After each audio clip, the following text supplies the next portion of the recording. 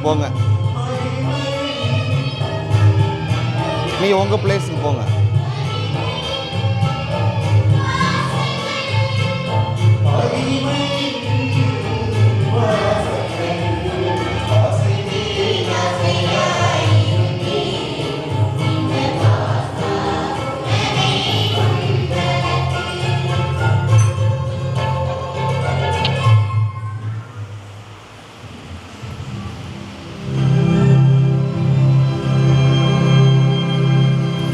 தந்தை மகன் தூயாவியாரின் பெயராலே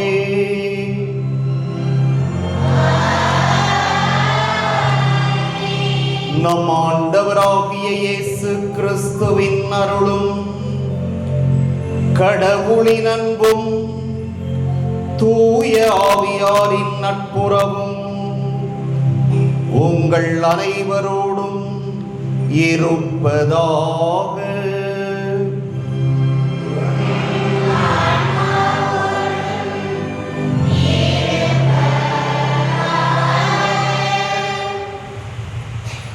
இறை இயேசுவில் அன்புக்குரிய சகோதர சகோதரிகளே, நம் எல்லோருக்கும் தெரியும், புனித வாரத்திலே இது பெரிய வியாழன், புனித வியாழன் என்று நாம் அழைக்கிறோம்.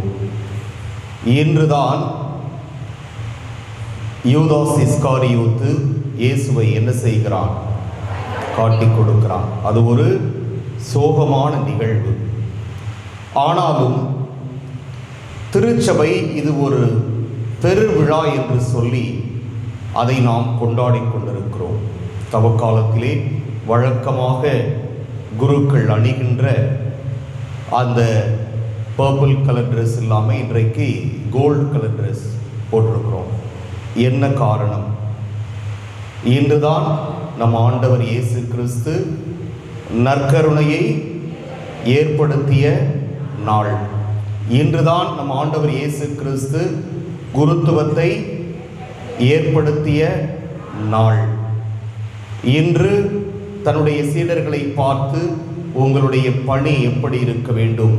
நான் உங்களுடைய பாதங்களை கழுவினேன் என்றால் நீங்களும் ஒருவர் மற்றவருடைய பாதங்களை கழுவுங்கள் என்று சொல்லி அந்த பணி குருத்துவத்தினுடைய தன்மையையும் அதனுடைய மேன்மையையும் உலகுக்கு அறிக்கையிட்ட நாள். எனவேதான் நற்கருணையையும் குருத்துவத்தையும் ஏற்படுத்திய இந்த நாளை பெருவிழாவாக நம்முடைய கத்தோலிக்க திரு அவையானது கொண்டாடி கொண்டிருக்கிறது.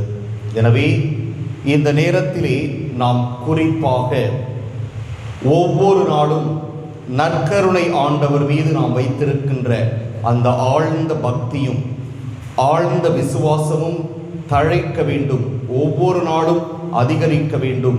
நம்முடைய வாழ்வின் மையமாக அந்த நற்கருணையே விளங்க வேண்டும் என்று நாம் உறுதி எடுக்க வேண்டும். இரண்டாவதாக, குருக்களுக்காக ஜெபிப்பதற்காக நாம் கடமைப்பட்டிருக்கிறோம். இந்த குருக்களும் திருக்குடும்பங்களிலிருந்து, இறைமக்களின் சமூகத்திலிருந்து வந்தவர்கள்தான். அவர்களும் மனிதர்கள்தான். எனவே அவர்கள் ஆண்டவருடைய அன்பு பணியை ஆற்ற வேண்டும் என்றால் ஆண்டவருடைய நிறை அருள் அவர்களுக்கு தேவைப்படுகிறது. எனவே நம்முடைய மறைமாவட்டத்திலே பணிபுரிகின்ற அனைத்து குருக்கள், இந்த உலகில் இருக்கின்ற அனைத்து குருக்களுக்காகவும் இந்த நேரத்திலே நாம் ஜெபிப்பதற்கு உங்களை அழைக்கின்றேன். எனவே இந்த திருப்பலியிலே அனைத்து குருக்களும் ஆண்டவருடைய அன்பு பணியை சிறப்பாக முன்னெடுக்க வேண்டும். வாழ்க்கையிலே அவர்கள் சந்திக்கின்ற சவால்களை எல்லாம் எளிதாக வென்று இறை அரசை கட்டி எழுப்புகின்ற அந்த பணியிலே அருள் பணியாளர்கள் தங்களையே அர்ப்பணித்துக் கொள்ள வேண்டும் என்று இன்றைய இந்த திருப்பலியிலே நாம் சிறப்பாக மன்றாடுவோம்.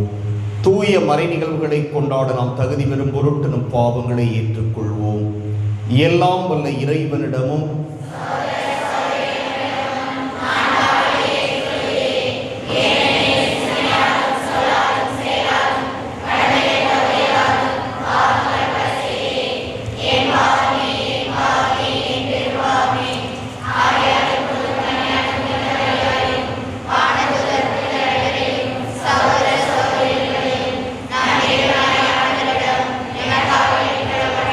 எல்லாம் வல்ல இறைவன் நம் மீது இரக்கம் வைத்து நம் பாவங்களை மன்னித்து நம்மை நிலை வாழ்வுக்கு அழைத்து செல்வாராக.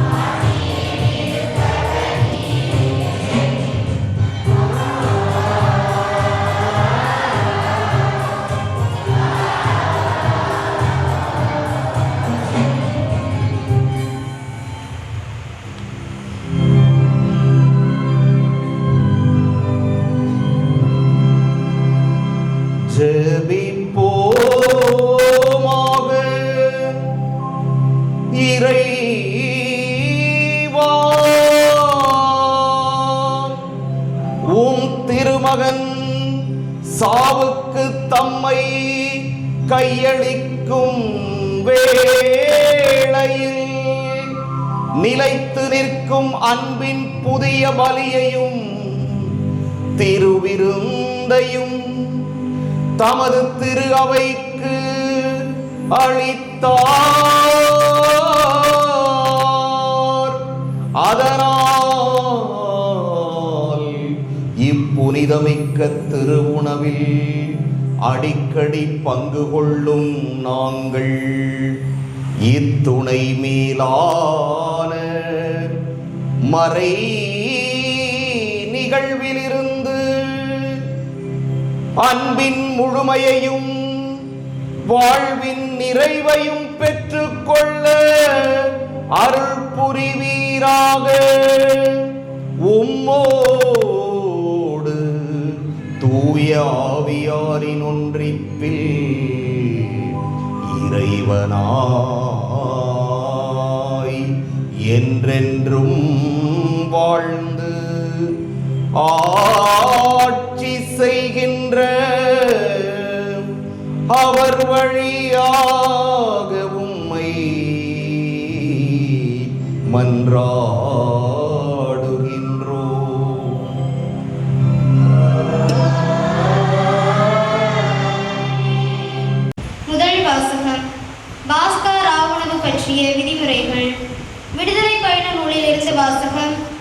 அதிகாரம் 12 இறை திருவார்த்தைகள் 1 முதல் 8, 11 முதல் 14 வரை. எகிப்து நாட்டில் ஆண்டவர் மோசேக்கும் ஆரோனுக்கும் பின்வருமாறு கூறினார்: உங்களுக்கு மாதங்களில் தலையாயது இம்மாதமே. ஆண்டில் உங்களுக்கு முதல் மாதமும் இதுவே. இஸ்ரேல் மக்கள் கூட்டமைப்பு முழுவதற்கும் நீங்கள் அறிவியுங்கள். அவர்கள் இம்மாதம் 10ஆம் நாள் குடும்பத்துக்கு ஓர் ஆடு, வீட்டிற்கு ஓர் ஆடு என்று தேர்ந்தெடுத்து கொள்ளட்டும். ஓர் ஆட்டினை உண்ண ஒரு வீட்டில் போதிய ஆள்கள் இல்லையெனில் உண்போரின் எண்ணிக்கைக்கும் உண்ணும் அளவுக்கும் ஏற்ப அண்டை வீட்டாரை சேர்த்து கொள்ளட்டும். ஆடு குறைபாடற்றதாக கிடாயாக 1 வயது குட்டியாக இருக்க வேண்டும். தேர்ந்தெடுப்பது வெள்ளாடாகவோ செம்மறியாடாகவோ இருக்கலாம். இம்மாதம் 14ஆம் நாள் வரை அதை வைத்து பேணுங்கள். அந்நாள் மாலை மங்கும் வேளையில் இஸ்ரேல் மக்கள் கூட்டமைப்பின் அனைத்து சபையும் அதை வெட்ட வேண்டும். இரத்தத்தில் சிறிதளவு எடுத்து உண்ணும் வீடுகளில் 2 கதவு நிலைகளிலும் மேல் சட்டத்திலும் பூச வேண்டும். இறைச்சியை அந்த இரவிலேயே உண்ண வேண்டும். நெருப்பில் அதனை வாட்டி புளிப்பற்ற அப்பத்தோடும் கசப்பு கீரையோடும் உண்ண வேண்டும். நீங்கள் அதனை உண்ணும் முறையாவது: இடையில் கச்சை கட்டி, கால்களில் காலணி அணிந்து, கையில் கோல் பிடித்து விரைவாக உண்ணுங்கள். இது ஆண்டவரின் பாஸ்கா. ஏனெனில் நான் இன்றிரவிலேயே எகிப்து நாடெங்கும் கடந்து சென்று எகிப்து நாட்டில் மனிதன் தொடங்கி விலங்கு வரை அனைத்து ஆண்பால் தலைப்பிறப்பையும் சாகடிப்பேன். எகிப்தின் தெய்வங்கள் அனைத்தின் மேலும் நான் தீர்ப்பிடுவேன். நானே ஆண்டவர். இரத்தம் நீங்கள் இருக்கும் வீடுகளில் உங்களுக்கு அடையாளமாக இருக்கும். நான் இரத்தத்தை கண்டு உங்களை கடந்து செல்வேன். எகிப்து நாட்டில் நான் அவர்களை சாகடிக்கும் போது கொள்ளை கொள்ளும் நோய் எதுவும் உங்கள் மேல் வராது. இந்நாள் உங்களுக்கு ஒரு நினைவு நாளாக விளங்கும்.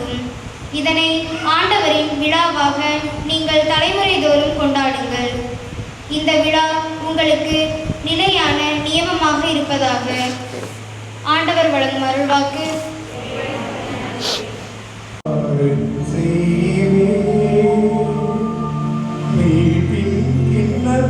கையில் எடுத்து ஆண்டவரது பெயரை தொழுவே.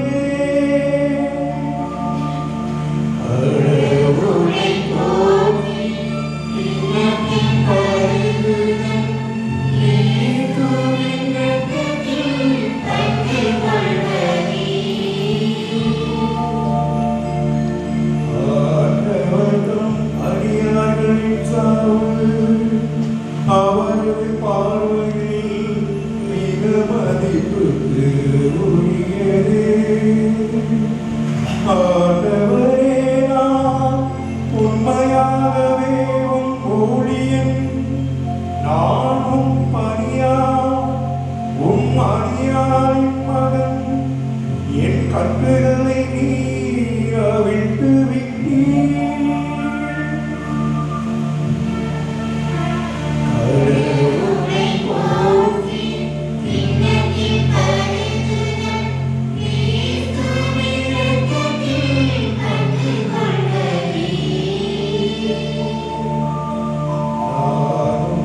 நன்றி வழி செலுத்துவேன். ஆண்டவராகிய உம்மை தொழுவேன். இப்பொழுதே உம் மக்கள் அனைவரின் முன்னிலையில் ஆண்டவரே, உமக்கு என் பொருத்தனைகளை நிறைவேற்றுவேன்.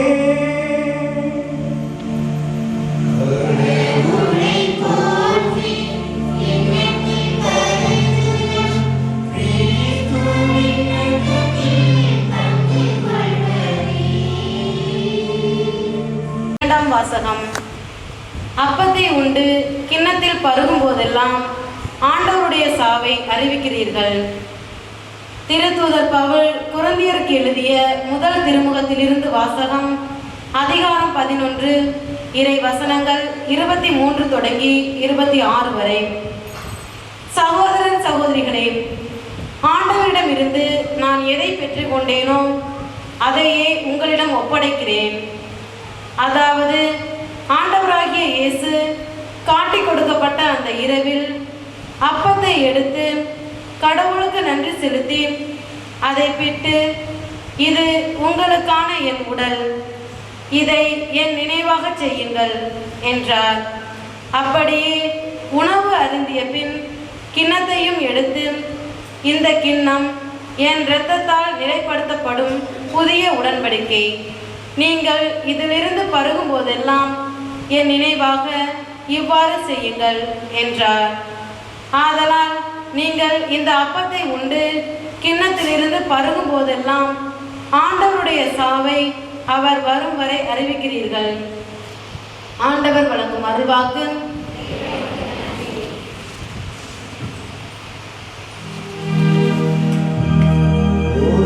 மற்றவரிடம் அன்பு செலுத்துங்கள் புதிய கட்டளையை நான் உங்களுக்கு கொடுக்கிறேன். உங்களிடம் அன்பு செலுத்தியது போல நீங்களும் ஒருவர் மற்றவரிடம் அன்பு செலுத்துங்கள்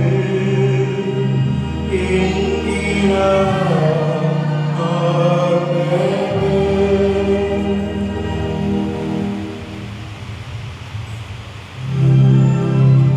ஆண்டவர் உங்களோடு இருப்பாராக.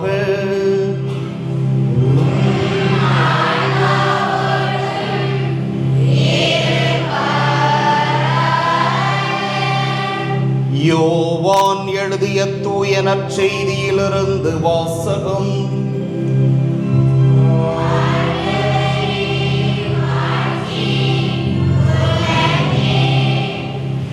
அதிகாரம் 13.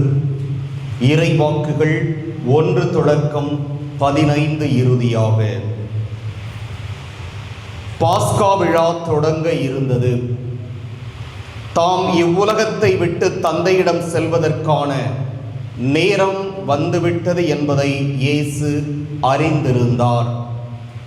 உலகில் வாழ்ந்த தமக்குரியோர் மேல் அன்பு கொண்டிருந்த அவர் அவர்கள் மேல் இறுதி வரையும் அன்பு செலுத்தினார். இயேசுவை காட்டிக் கொடுக்கும் எண்ணத்தை, அலகை சீமோனின் மகனாகிய யூதாஸ் இஸ்காரியோத்தின் உள்ளத்தில் எழச் செய்திருந்தது. இரவுணவு வேளையில் தந்தை அனைத்தையும் தம் கையில் ஒப்படைத்துள்ளார் என்பதையும், தாம் கடவுளிடமிருந்து வந்தது போல் அவரிடமே திரும்பச் செல்ல வேண்டும் என்பதையும் அறிந்தவராய் இயேசு பந்தியிலிருந்து எழுந்து தம் மேலுடையை கழற்றி வைத்துவிட்டு ஒரு துண்டை எடுத்து இடுப்பில் கட்டிக்கொண்டார். பின்னர் ஒரு குவளையில் தண்ணீர் எடுத்து சீடர்களுடைய காலடிகளை கழுவி இடுப்பில் கட்டியிருந்த துண்டால் துடைக்கத் தொடங்கினார். சீமோன் பேதுருவிடம் இயேசு வந்தபோது அவர், ஆண்டவரே, நீரா என் காலடிகளை கழுவப் போகிறீர் என்று கேட்டார். இயேசு மறுமொழியாக, நான் செய்வது இன்னதென்று இப்போது உனக்கு புரியாது, பின்னரே புரிந்து கொள்வாய் என்றார். பேதுரு அவரிடம், நீர் என் காலடிகளை கழுவ விடவே மாட்டேன் என்றார். இயேசு அவரை பார்த்து, நான் உன் காலடிகளை கழுவாவிட்டால் என்னோடு உனக்கு பங்கில்லை என்றார். அப்போது சீமோன் பேதுரு, அப்படியானால் ஆண்டவரே, என் காலடிகளை மட்டுமல்ல என் கைகளையும் தலையையும் கூட கழுவும் என்றார். இயேசு அவரிடம், குளித்து விட்டவர் தம் காலடிகளை மட்டும் கழுவினால் போதும், அவர் தூய்மையாகி விடுவார். நீங்களும் தூய்மையாய் இருக்கிறீர்கள், ஆனாலும் அனைவரும் தூய்மையாய் இல்லை என்றார். தம்மை காட்டிக் கொடுப்பவன் எவன் என்று அவருக்கு ஏற்கனவே தெரிந்திருந்தது. எனவேதான் உங்களுள் அனைவரும் தூய்மையாய் இல்லை என்றார். அவர்களுடைய காலடிகளை கழுவிய பின் இயேசு தம் மேலுடையை அணிந்து கொண்டு மீண்டும் பந்தியில் அமர்ந்து அவர்களிடம் கூறியது, நான் உங்களுக்கு செய்தது என்னவென்று உங்களுக்கு புரிந்ததா? நீங்கள் என்னை போதகர் என்றும் ஆண்டவர் என்றும் அழைக்கிறீர்கள். நீங்கள் அவ்வாறு கூப்பிடுவது முறையே. நான் போதகர்தான், ஆண்டவர்தான். ஆகவே ஆண்டவரும் போதகருமான நான் உங்கள் காலடிகளை கழுவினேன் என்றால் நீங்களும் ஒருவர் மற்றவருடைய காலடிகளை கழுவ கடமைப்பட்டிருக்கிறீர்கள். நான் செய்தது போல நீங்களும் செய்யுமாறு நான் உங்களுக்கு முன்மாதிரி காட்டினேன் என்றார்.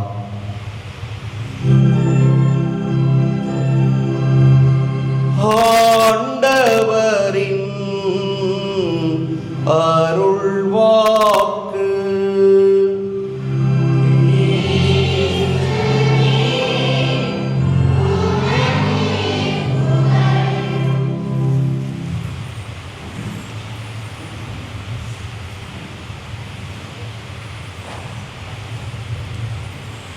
ஒவ்வொரு அப்பாவும் தங்களுடைய வாழ்வின் இறுதி காலகட்டத்தை நெருங்கும் போது என்ன செய்வார்கள்?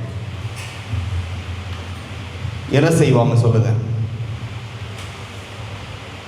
ஒரு 10 ஏக்கர், 5 ஏக்கர், 2 ஏக்கர், 20 ஏக்கர்னு சொத்து சேர்த்து வச்சிருக்காங்க. அப்படி வச்சுக்குவோம்.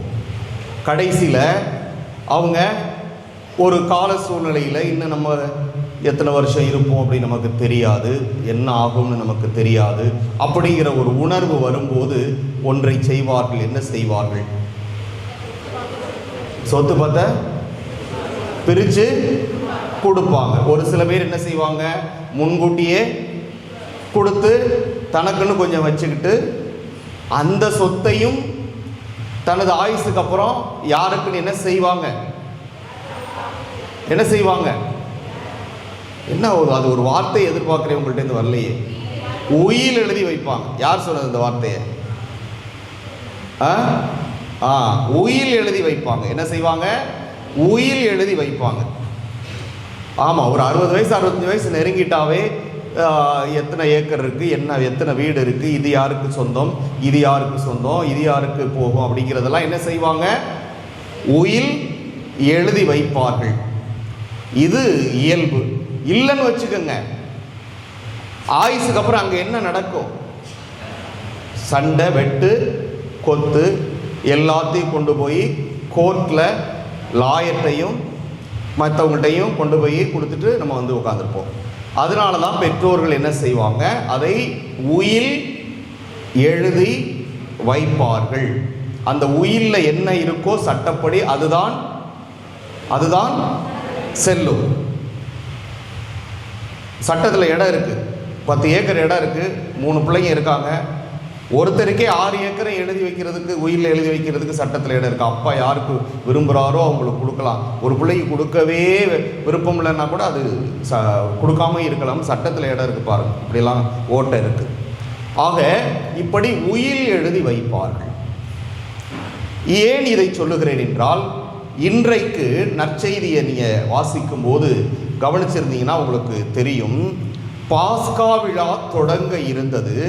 தாம் இவ்வுலகத்தை விட்டு தந்தையிடம் செல்வதற்கான நேரம் வந்துவிட்டது என்பதை இயேசு அறிந்திருந்தார். இந்த உலகத்தை விட்டு நாம போக போறோம். யார்கிட்ட போக போறோம்? தந்தையிடம் போக போறோம். அதனால போறதுக்கு முன்னாடி ஒரு முக்கியமான விஷயத்தை அவர் செய்ய வேண்டும், உயில் எழுதி வைக்கணும் அப்படின்னு அவர் ஆசைப்படுறார். அந்த உயில் எழுதினாரே, அதில் மிக முக்கியமானது என்ன உயில் எழுதினார்? வத்திக்கான் நகரம் தஞ்சாவூர் மறை மாவட்டத்தில் இருக்க சொத்தும் நம்ம எல்லாருக்கும் சொந்தம்னு எழுதினாரா? என்ன உயில் எழுதினார்? போகிறதுக்கு முன்னாடி நற்கருணையை ஏற்படுத்தினார். அவர் நமக்கு கொடுத்த சொத்து.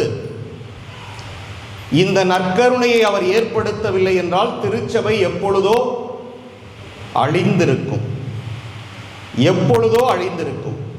எனவே அவர் நம்மை அனாதையாக விட்டு செல்லவில்லை, சரி சமமாக பகிர்ந்து கொடுத்து சென்றிருக்கிறார். இந்த நற்கருணை எல்லோருக்கும் சொந்தம். இது இவருக்கு தான் சொந்தம், இவருக்கு சொந்தம் இல்லை என்று அர்த்தம் இல்லை. ஆண்டவர் இயேசு கிறிஸ்துவை யார் யாரெல்லாம் முழுமையாக விசுவசித்து ஏற்றுக்கொள்கிறோமோ அவர்தான் இறைவன், அவர்தான் இறை மகன், அவர்தான் மெசியா என்று யார் யாரெல்லாம் விசுவசித்து ஏற்றுக்கொள்ளுகிறார்களோ அவர்கள் எல்லோருக்குமே இந்த நற்கருணை சொந்தம். நம்முடைய வாழ்வின் சொத்து, நம்முடைய வாழ்வின் மையம். நம்முடைய வாழ்வே இந்த நற்கருணையை மையமாக வைத்துதான் இயங்க வேண்டும். அதனாலதான் தன்னுடைய நேரம் வந்துவிட்டது, இவ்வுலகத்தை விட்டு பிரிய போகிற நேரம் வந்துவிட்டது என்று இறுதி இரவு உணவை ஏற்பாடு செய்ய சொல்லி அங்கே அப்பத்தையும் திராட்சரசத்தையும் ஆண்டவருக்கு ஒப்பு கொடுத்து அதை தனது உடலாகவும் தனது இரத்தமாகவும் அங்கே மாற்றி நற்கருணையை ஏற்படுத்தி நமக்கு கொடுத்துவிட்டு, இதை ஒவ்வொரு நாளும் என்னுடைய நினைவாக செய்யுங்கள் என்று சொல்லி உயில் எழுதி நம்ம எல்லோருக்கும் கொடுத்து விட்டு சென்றிருக்கிறார். யாருக்கும் பாரபட்சம் காட்டவில்லை, நம் எல்லோருக்கும் அது பொதுவானது என்று அவர் இதை உயிலாக எழுதி நமக்கு கொடுத்து சென்றிருக்கிறார். அடுத்து நாம பார்க்கிறோம், சரி இந்த நற்கருணை கோதுமை அப்பத்திலிருந்து ஜபத்தினால் வசீகரம் செய்யப்பட்டு அந்த ஜபத்தின் விளைவாக இயேசுவனுடைய உடலாக அது மாறுகிறது. அதை நாம் உட்கொள்ளுகின்றோம், அது தீர்ந்துவிடும். எனவே ஒவ்வொரு நாளும் அது நமக்கு கிடைக்க வேண்டும் என்றால் அந்த நற்கருணையை நாம் ஏற்படுத்துவதற்கென்று குருத்துவத்தை ஏற்படுத்த வேண்டும் என்று அடுத்த ஒரு சொத்தை நமக்கு கொடுக்கிறார், உயிர் எழுதி வைக்கிறார். அதுதான் குருத்துவம். குருக்கள் இல்லை என்றால் நற்கருணை எப்படி?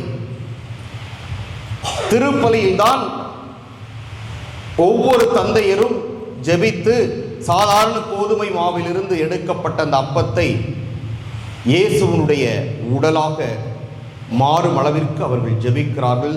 தூய ஆவியானவருடைய துணையால் அந்த இயேசுவே அதை தன்னுடைய திரு உடலாக மாற்றுகிறார். இது குருவின் ஆற்றலால் அல்ல. அதே போன்று திராட்சை பழத்திலிருந்து பிழியப்பட்ட திராட்சை ரசம் அங்கே இயேசுவனுடைய இரத்தமாக மாறுகிறதே, அதற்கு காரணம் குருவானவர் அல்ல. ஆனால் இந்த குருவானவரை ஒரு இடைநிலையாளராக வைத்துக்கொண்டு அந்த ஜபத்தை சொல்லி ஜபிக்கின்ற பொழுது ஆண்டவர் இயேசுவே தன்னுடைய தூய ஆவி எனும் துணையாளரை அனுப்பி அதை இயேசுவனுடைய உடலாகவும் இரத்தமாகவும் மாற்றுகிறார். இந்த ஒரு நிகழ்வுதான் திருப்பலியிலே நடைபெறுகிறது. இதுதான் பாஸ்கா. ஒரு நிலையிலிருந்து இன்னொரு நிலைக்கு கடந்து செல்லுகின்ற ஒன்று. முதல் வாசகமும் நற்செய்தி வாசகமும் இந்த பாஸ்கா என்கிற வார்த்தையை கையாண்டதை நாம் பார்க்கிறோம். பாஸ்கா என்பது ஒரு நிலையிலிருந்து இன்னொரு நிலைக்கு கடந்து செல்வது. இங்கே இயேசு 33 ஆண்டுகள் நம்மோடு வாழ்ந்தது ஒரு நிலை. இன்றைய நற்செய்தியிலே தாம் தந்தையிடம் செல்வதற்கான நேரம் வந்துவிட்டது என்று அவர் உணர்கிறார். யூதாஸ் இஸ்காரியோத் அவரை காட்டிக் கொடுக்கிறான். சிலுவையில் அறைகிறார்கள். அந்த சிலுவையிலே இரத்தம் சொட்ட ஆண்டவரை உன் கையில் என் ஆவியை ஒப்படைக்கிறேன் என்று சொல்லி உயிர் நீக்கிறாரே, அதோடு ஒரு நிலை முடிந்து விடுகிறது. அடுத்த நிலைக்கு அவர் கடக்கிறார். உயிர்ப்பிலே உடலோடும் ஆன்மாவோடும் தந்தையாம் இறைவன் இவரை உயிர்க்கச் செய்து தனக்கு அருகிலே அவர் வைத்துக் கொள்கிறார். கடந்து சென்று விட்டார். பாஸ்கா கடத்தல், கடந்து செல்லுதல். மனித நிலையில் நம்மோடு வாழ்ந்த அவர் இனிமேல் கண்ணுக்கு புலப்படாத வகையில் தந்தையாம் இறைவனோடு அவர் சென்று கலந்து விட்டார், கடந்து சென்று விட்டார். இதுதான் பாஸ்கா. அந்த விழாவைத்தான் இறுதி உணவிலே நம் ஆண்டவர் கொண்டாடினார். அதை நாம் நினைவாக செய்து கொண்டிருக்கிறோம். எனவே அன்புக்குரிய சகோதர சகோதரிகளே, இன்று ஒரு புனிதமான நாள். நம் ஆண்டவர் நற்கருணையை ஏற்படுத்திய நாள். நம் ஆண்டவர் குருத்துவத்தை ஏற்படுத்திய நாள். இந்த நற்கருணையும் குருத்துவமும் இல்லை என்றால் திருச்சபை இயங்க முடியவே முடியாது. இதயம் இல்லாத ஒரு உடல் எப்படி இருக்கும்? செத்துப்போன உடம்பாக இருக்கும். அதுபோன்றுதான் இருக்கும். எனவேதான் நமக்கு உயிர் எழுதி தந்துவிட்டு சென்றிருக்கிறார் நம் ஆண்டவர். நம்ம எல்லோருக்கும் சொத்தை கொடுத்து சென்றிருக்கிறார். அதுதான் நற்கருணை, அதுதான் குருத்துவம். அன்றைய தினம் இயேசு தன்னுடைய சீடர்களை பார்த்து அவர்களுடைய பாதங்களை கழுவி, நீங்களும் சென்று உலகிற்கெல்லாம் பயணம் செய்து என்னுடைய நற்செய்தியை அறிவியுங்கள், என்னைப் போல நீங்களும் ஒரு அருள் பணியாளராக நீங்கள் வாழுங்கள் என்று சொல்லி இந்த உலகமெல்லாம் அனுப்பினார் தன்னுடைய சீடர்களை. அதனுடைய விளைவாகத்தான் குருக்களாக நாங்கள் உயர்த்தப்பட்டிருக்கிறோம். எனவே அன்புக்குரிய சகோதர சகோதரிகளே, நான் முன்னுரையிலே சொன்னது போன்று இந்த நல்ல நாளிலே நாம் இயேசுவுக்கு நன்றி கூற கடமைப்பட்டிருக்கிறோம். காரணம், அவர் நமக்கு எழுதி கொடுத்த அந்த சொத்து நற்கருணை. நாம் அந்த இயேசுவுக்கு நன்றி சொல்ல கடமைப்பட்டிருக்கிறோம். அடுத்த சொத்தாக அவர் குருத்துவத்தை ஏற்படுத்தி கொடுத்தது. எனவே நம் ஆண்டவருக்கு நாம் தொடர்ந்து நன்றி சொல்வோம். அதே போன்று இந்த சீடர்களுக்கு கொடுத்த அந்த பணி என்பது சீடர்களுக்கு மட்டுமல்ல, நம் ஒவ்வொருவருக்குமே கொடுக்கப்பட்ட பணியாக அது அமைகிறது. ஒருவர் மற்றவரை அன்பு செய்தல், ஒருவர் மற்றவருக்கு உதவியாக இருத்தல், ஒருவர் மற்றவர் வாழ்வதற்கு வகை செய்து கொடுத்தல், ஒருவர் மற்றவர் பொறாமைப்படாமல் ஒருவருடைய வளர்ச்சியிலே மற்றவர்கள் அதை கண்டு மகிழ, இப்படி எவ்வளவோ நல்ல பண்புகளுக்கு கடந்து செல்ல இந்த பாஸ்கா விழா நமக்கு உதவியாக இருக்கிறது. எனவே தவக்காலம் முடிந்து புனித வாரம் அதிலே நாம் நடைபயின்று கொண்டிருக்கிறோம். எனவே இந்த சிந்தனைகளை எல்லாம் மனதில் வைத்து நாம் ஒவ்வொரு முறையும் நற்கருணையை உட்கொள்ளுகின்ற பொழுது அந்த ஆண்டவருக்கு நன்றி செலுத்தி அவரை போல நாமும் மற்றவர்களுக்கு பணி செய்யக்கூடியவர்களாக வாழ்வோம். ஆமென்.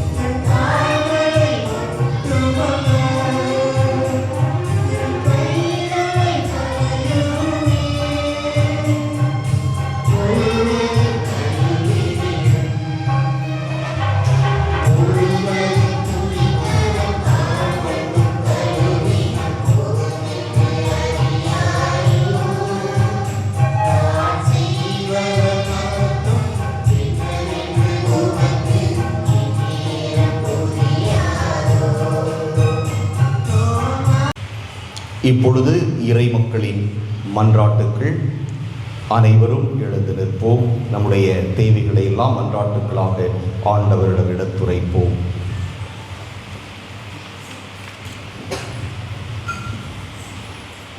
தொண்டாற்றவே உம் மகனை உலகிற்கு அனுப்பிய அன்பு தந்தை, திரு அவையின் பணியாளர்களான திருத்தந்தை, ஆயர்கள், அருள் பணியாளர்கள், துறவிகள் மற்றும் பொது நிலையினர் அனைவரும் ஒருவர் மற்றவருக்கு பணிபுரியவே அழைக்கப்பட்டிருக்கிறார்கள் என்பதை உணர்ந்து கொள்ளவும், அடுத்தவர் நலனுக்காக தாம் உழைக்கும் போது இறைவன் தம்மை உடலுள்ள நலனோடு வழிநடத்துவார் என்பதை புரிந்து வாழவும் வரமருள வேண்டும் என்று உம்மை மன்றாடுகின்றோம்.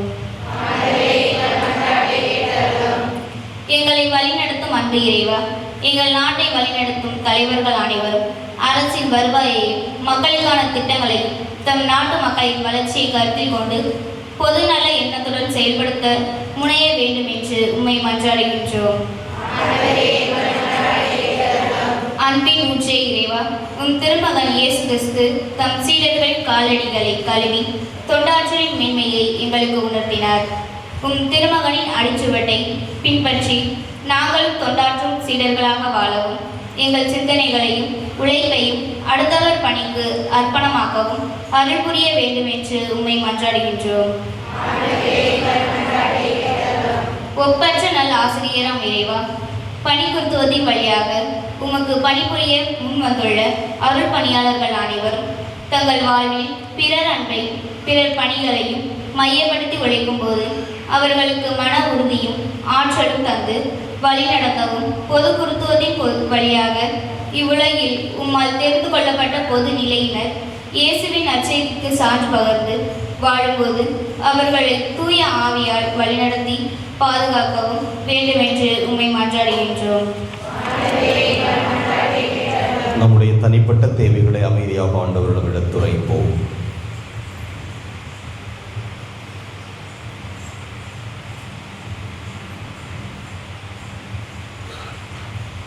மன்றாடுவோமாக. எங்கள் புகலிடம் பலமாக இறைவா, எங்களிடம் இறை உணர்வை தூண்டி எழுப்புகிறவர் நீரே. உம்முடைய மக்களின் உருக்கமான இந்த மன்றாட்டுக்களை ஏற்று நிறைவு செய்ய வேண்டும் என்று எங்கள் ஆண்டவர் கிறிஸ்து வழியாக மன்றாடுகின்றோம். இப்போ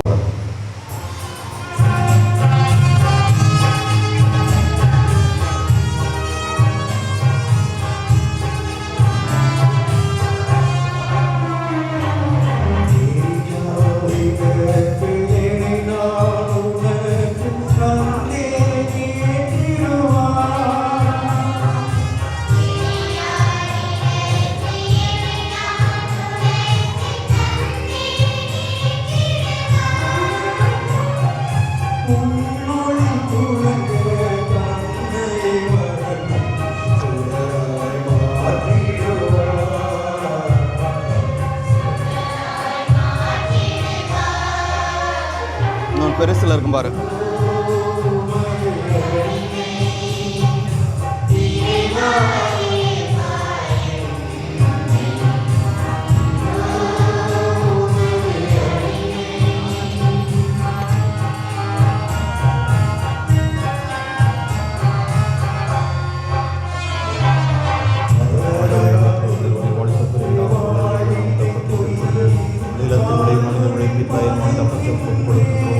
எங்களுக்கு வாழ்வழிக்கும் அக்குமாக மாறும் இறைவன் என்று வாழ்த்து பெறுவராக.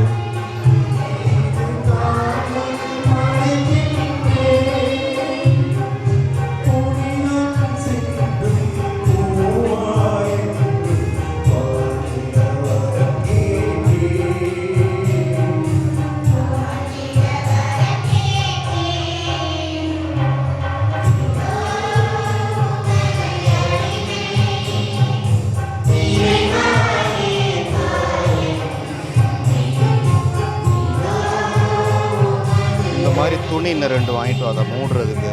அல்லது இது மாதிரி வாங்கிட்டு வா.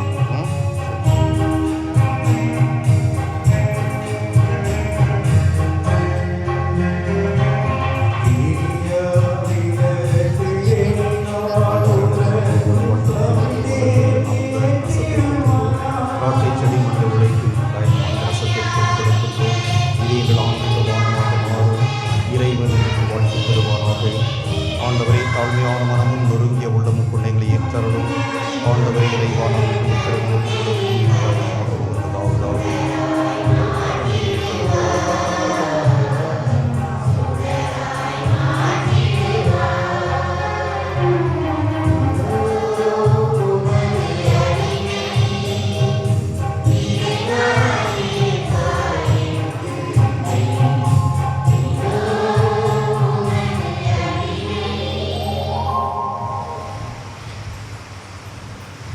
சகோதர சகோதரிகளே, என்னுடையதும் உங்களுடையதுமான இப்பலி எல்லாம் வல்ல தந்தையாகிய இறைவனுக்கு ஏற்றதாகும்படி மன்றாடுங்கள்.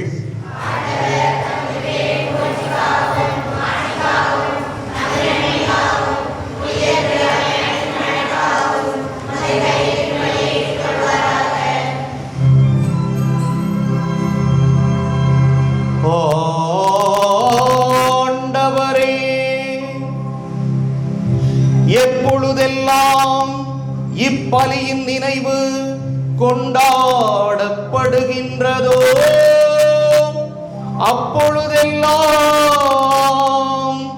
எங்கள் மீட்பின் செயல் நிறைவேற்றப்படுகின்றது. எனவே நாங்கள் இம்மறை நிகழ்வுகளில் தகுதியுடன் பங்கேற்க எங்களுக்கு அருள் புரிவீராக. எங்கள் ஆண்டவராகிய கிறிஸ்து வழியாக உம்மை மன்றாடுகின்றோம்.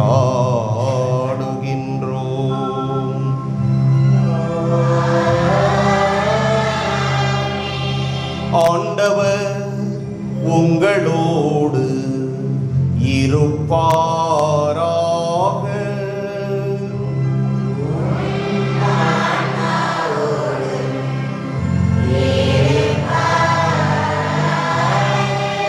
இதயங்களை மேலே எழுப்புங்கள்.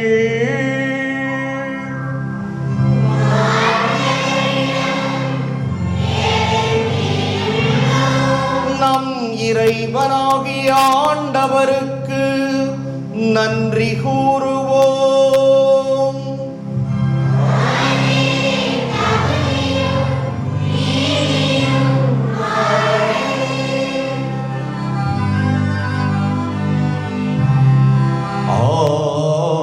ஆண்டவரே, தூயவரான தந்தையே, என்றும் உள்ள எல்லாம் வல்ல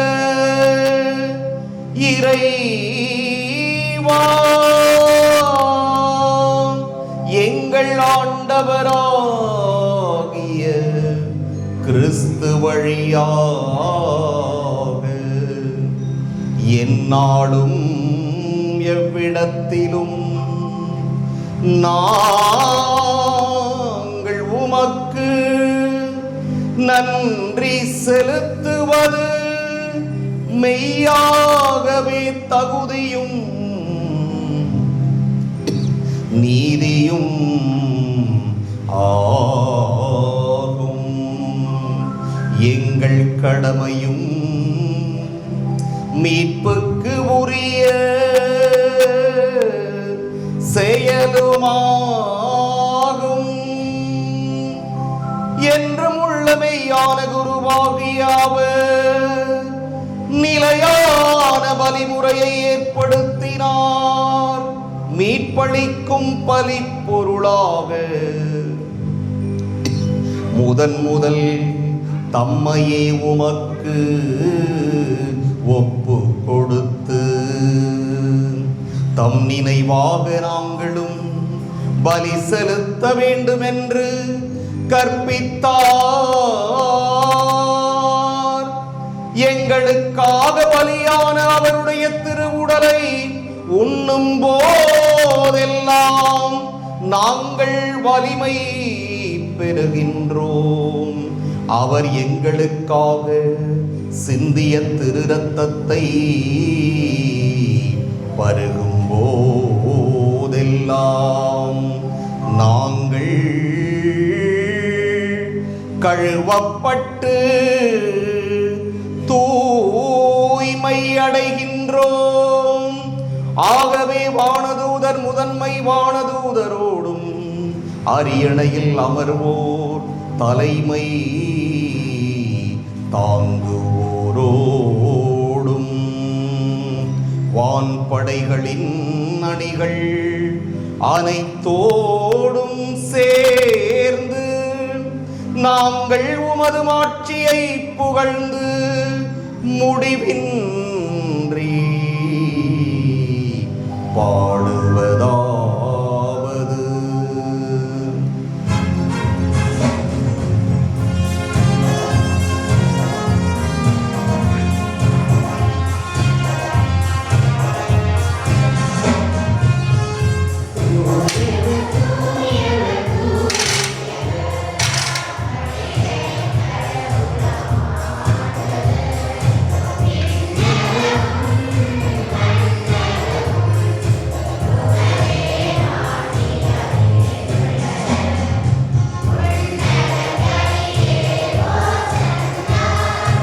பசங்களை அவங்க இடத்துக்கு அப்படியே நடந்து போக சொல்லி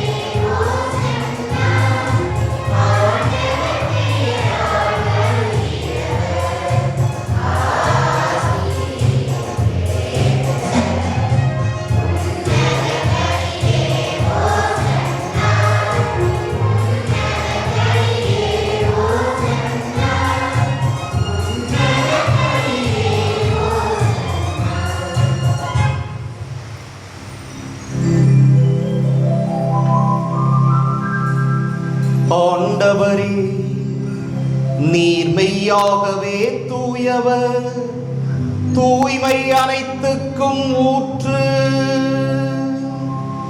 ஆகவே உம்முடைய ஆவியை பொழிந்து இக்காணிக்கைகளை தூய்மைப்படுத்த உம்மை வேண்டுகிறோம்.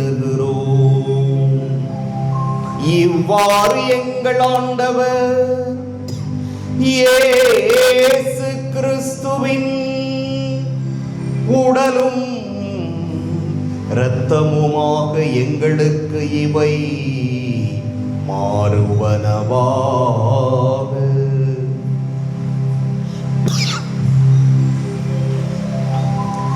அவர் பாடுபட உளம் கனிந்து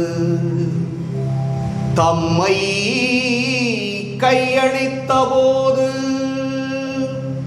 அப்பத்தை எடுத்து நன்றி செலுத்தி அதை பிட்டு தம் சீடர்களுக்கு அளித்து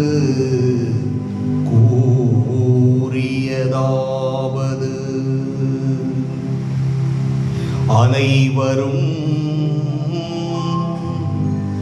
இதிலிருந்து பெற்று உண்ணுங்கள், ஏனெனில் இது உங்களுக்காக கையளிக்கப்படும் என் உடல்.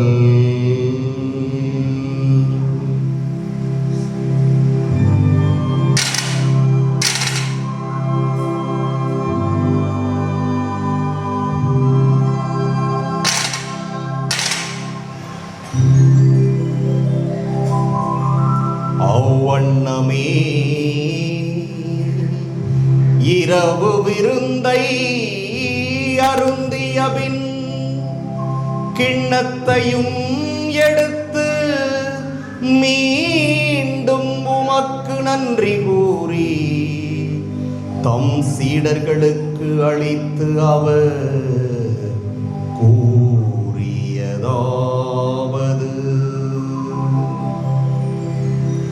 அனைவரும் இதிலிருந்து பெற்று பருகுங்கள், ஏனெனில் இது புதிய நிலையான உடன்படிக்கைக்கு உரிய என் இரத்தத்தின் கிண்ணம். இது பாவ மன்னிப்புக்கென்று உங்களுக்காகவும் பலருக்காகவும் சிந்தப்படும். இதை என் நினைவாக செய்யுங்கள்.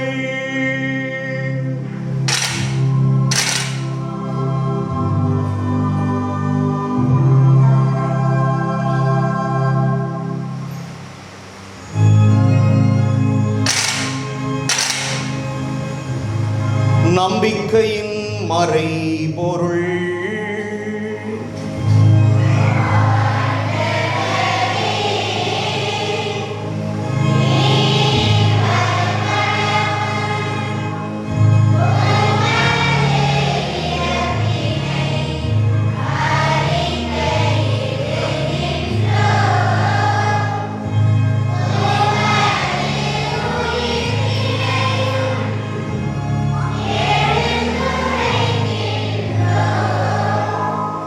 ஆகவே ஆண்டவரே, நாங்கள் கிறிஸ்துவின் இறப்பினையும் உயிர்ப்பினையும் நினைவு கூர்ந்து வாழ்வு தரும் அப்பத்தையும் மீட்பளிக்கும் கிண்ணத்தையும் உமக்கு ஒப்புக் கொடுக்கின்றோம்.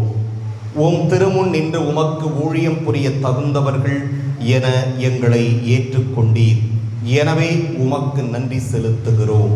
மேலும் கிறிஸ்துவின் உடலிலும் இரத்தத்திலும் பங்கு கொள்ளும் எங்களை தூய ஆவியார் ஒன்று சேர்க்க வேண்டும் என உம்மை தாழ்மையுடன் மன்றாடுகின்றோம். ஆண்டவரே, உலகெங்கும் பரவியிருக்கும் மது திரு அவையை நினைவு கூர்ந்தருளும். எங்கள் திருத்தந்தை பிரான்சிஸ், எங்கள் ஆயர் சகாயராஜ், எல்லா திருநிலையினராகிய அனைவரோடும் உமது திரு அவை அன்பில் நிறைவு பெறச் செய்தருளும். மேலும் உயிர்த்தெழும் எதிர்நோக்குடன் துயில் கொள்ளும் எங்கள் சகோதரர் சகோதரிகளையும் இறந்தோர் அனைவரையும் இரக்கத்துடன் நினைவு கூர்ந்து உமது திருமுக ஒளியினுள் ஏற்றருளும். எங்கள் அனைவர் மீதும் இரக்கமாயிரும். கடவுளின் கன்னித்தாயான புனித மரியா, அவருடைய கணவரான புனித யோசேப்பு, புனித திருத்தூதர்கள், இவ்வுலகில் உகந்தவராய் இருந்தோராகிய புனிதர் அனைவருடனும் நாங்கள் நிலை வாழ்வில் பங்கு கொள்ளும் தகுதி பெற்று உம் திருமகன் இயேசு கிறிஸ்து வழியாக உம்மை புகழ்ந்தேத்தும் வரமருள உம்மை மன்றாடுகின்றோம்.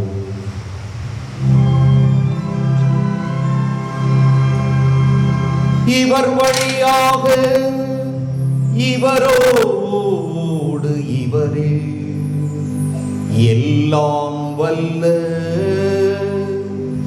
இறைவனாகிய தந்தையே, தூய ஆவியாரின் ஒன்றிப்பில் எல்லா புகழும் மாட்சியும் என்றென்றும் உமக்கு உரியதே.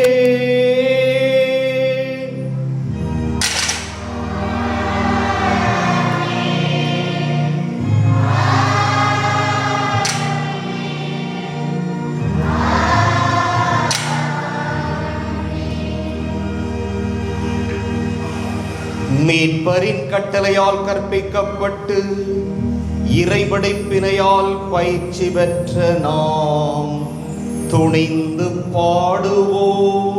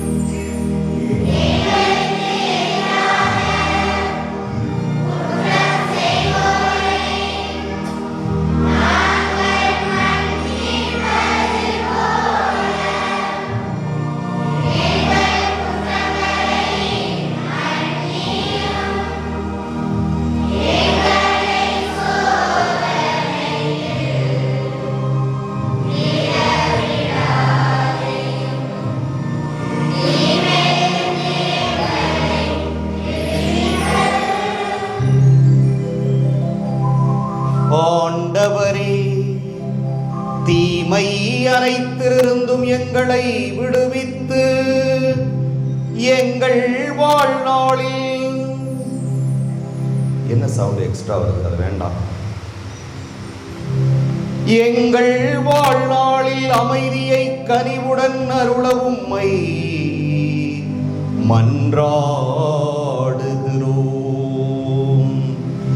உமது இரக்கத்தின் உதவியால் நாங்கள் பாவத்திலிருந்து எப்போதும் விடுதலை பெற்று யாதொரு கலக்கமுமின்றி நலமாய் இருப்போமாக.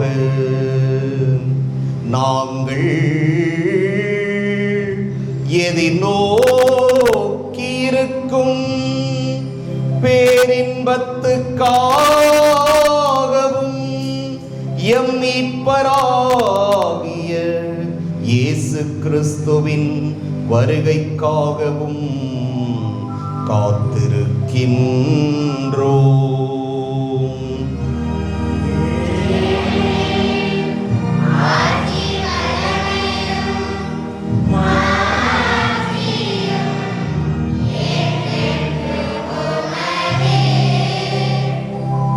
ஆண்டவரே இயேசு கிறிஸ்துவே, அமைதியை உங்களுக்கு விட்டு செல்கிறேன், என் அமைதியையே உங்களுக்கு அளிக்கின்றேன் என்று உம் திருத்தூதர்களுக்கு மொழிந்தீரே.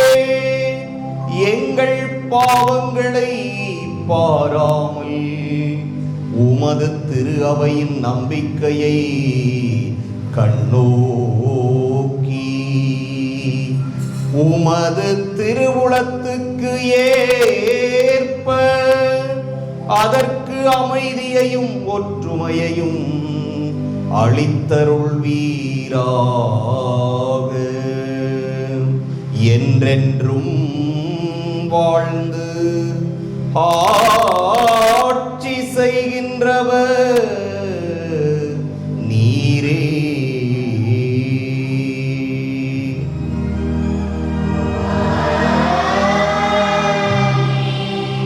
ஆண்டவருடைய அமைதி உங்களோடு என்றும் இருப்பதாக.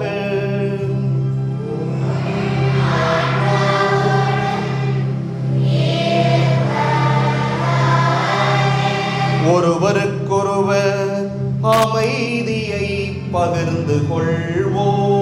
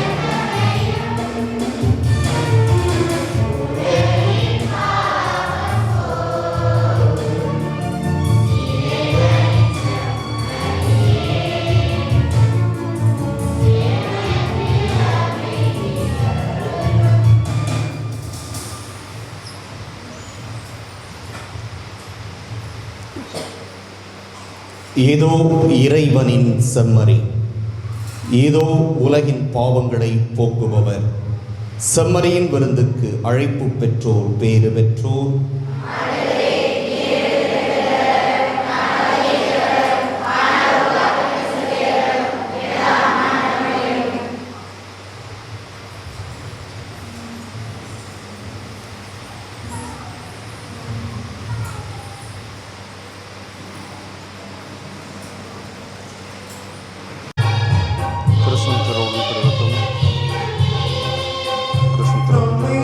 நம்மை போற்றி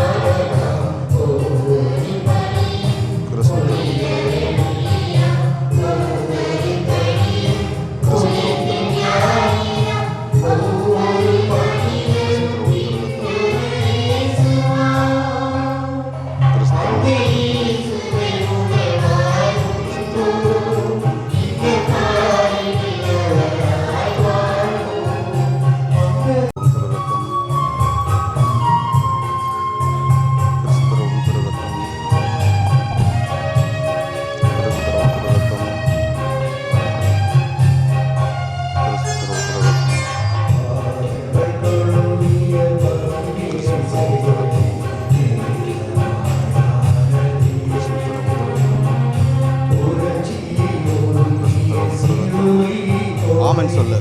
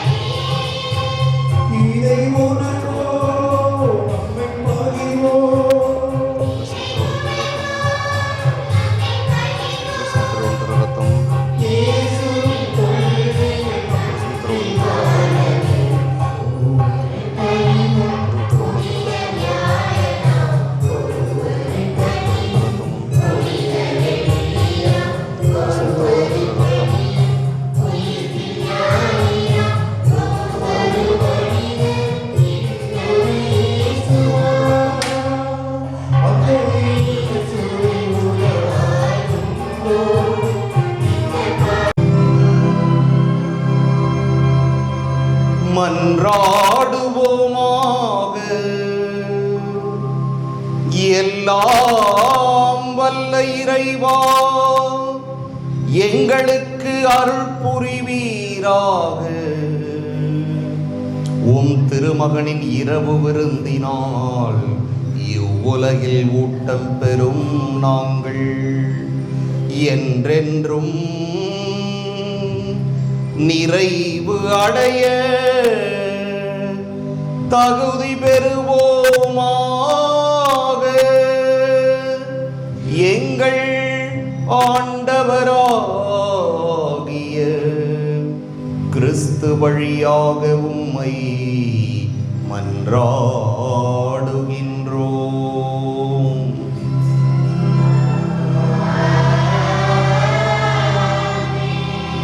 சாம்பிராணி உபசாரம்.